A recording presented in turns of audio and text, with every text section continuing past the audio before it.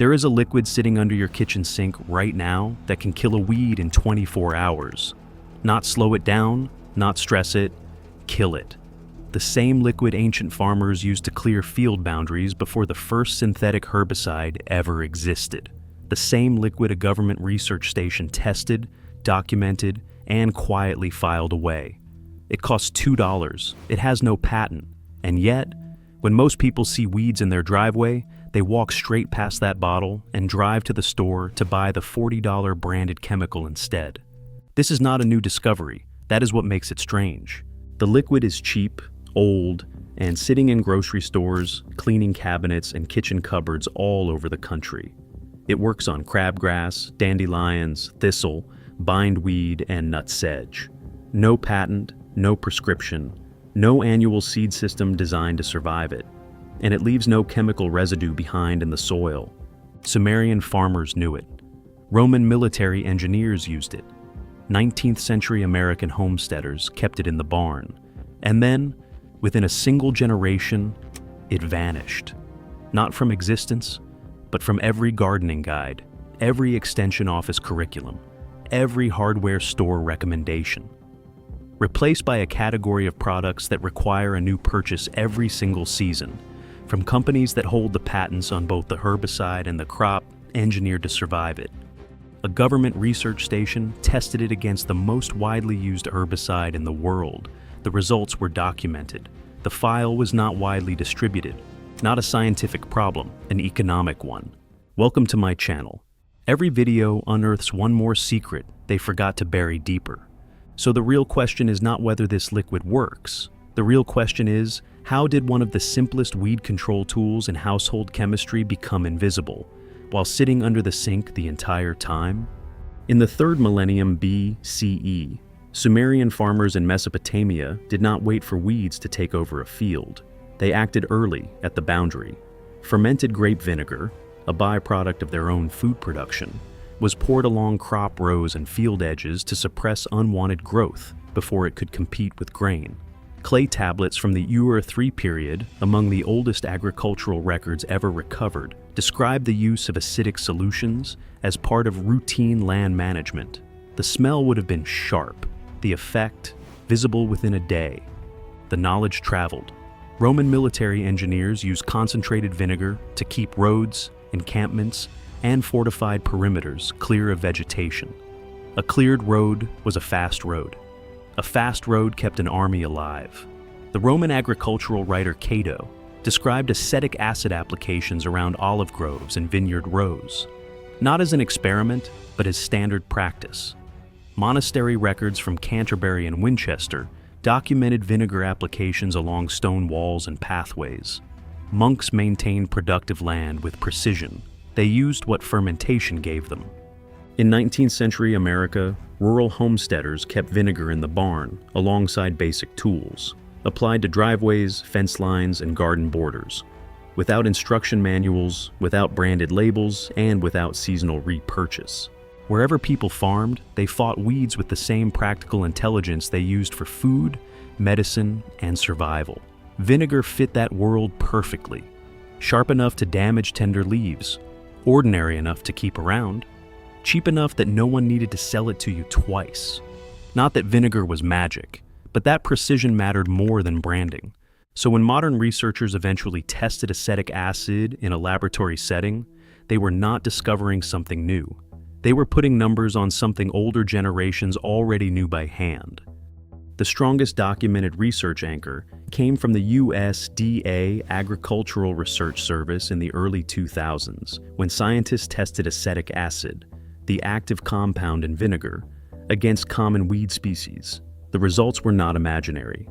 Household vinegar sits at around 5% acetic acid. At that concentration, it can damage and kill small, young annual broadleaf weeds. At 10%, the effect becomes faster and harder to ignore. At 20% horticultural vinegar, the visible collapse on exposed green tissue can happen quickly enough to look almost impossible. The reason is not mystery, it is chemistry. Every leaf has a protective outer surface, a waxy cuticle that helps the plant hold moisture and resist stress. Acetic acid damages that surface, Once the protection breaks down, the plant loses water faster than it can recover. The leaves brown, the stems soften, the green tissue dries out from the outside inward. On a hot, sunny day, the damage becomes visible within hours. But this is also where most people get it wrong. Vinegar is a contact herbicide. It burns down what it touches. It does not move through the plant the way glyphosate does. It does not travel into deep roots, rhizomes, or underground storage tissue.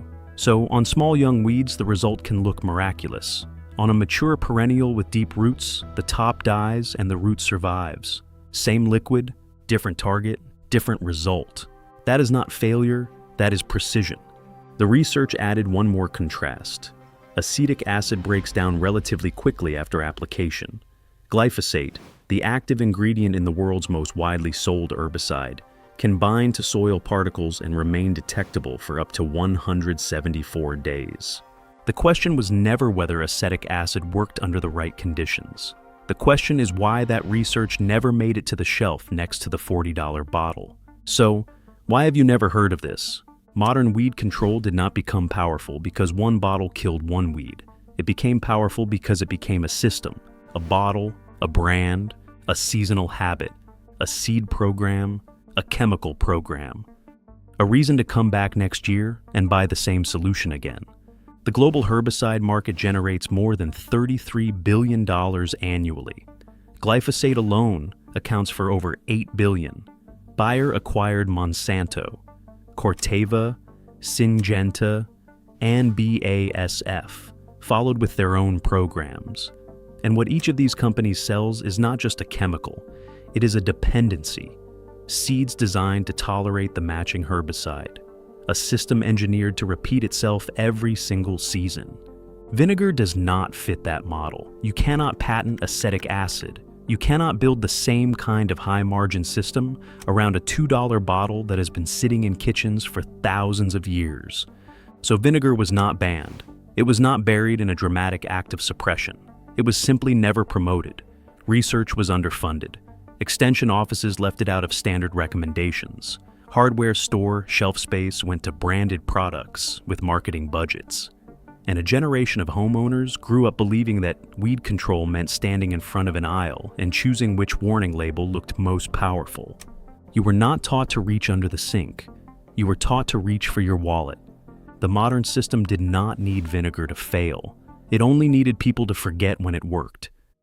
Not everywhere. That is the first rule. Vinegar is non-selective. It burns what it touches: weeds, flowers, vegetables, lawn grass. Apply it with precision. The smartest targets are driveway cracks, gravel paths, fence lines, patio edges, and small young weeds before they become established. Use it on a warm, dry, sunny day with no rain expected for at least 24 hours. Spray directly onto the leaves. Full contact on green tissue is what triggers the burn down. For tougher perennials, thistle, bindweed, nutsedge, do not expect one application to erase the root system. The top growth dies. The root may survive. Repeated applications weaken it over time. That is not failure. That is how contact chemistry works. For bare ground where nothing should ever grow, some add salt and a drop of dish soap. The soap helps the liquid spread across waxy leaves. But do not use salt mixtures in beds, lawns, or anywhere future soil health matters. Salt does not disappear when the weed does. They treat vinegar like a miracle. Then they get disappointed when it behaves like chemistry. Use it correctly, targeted, timed, realistic. And you do not need their system to manage what grows in your own ground. That $2 bottle is still under your sink. It was there before the herbicide aisle existed. It will still be there long after the newest branded formula disappears. Not because it kills everything, but because in the right place, at the right moment, it does something the modern system never wanted to advertise too loudly. It works well enough to make you ask why you forgot it worked at all.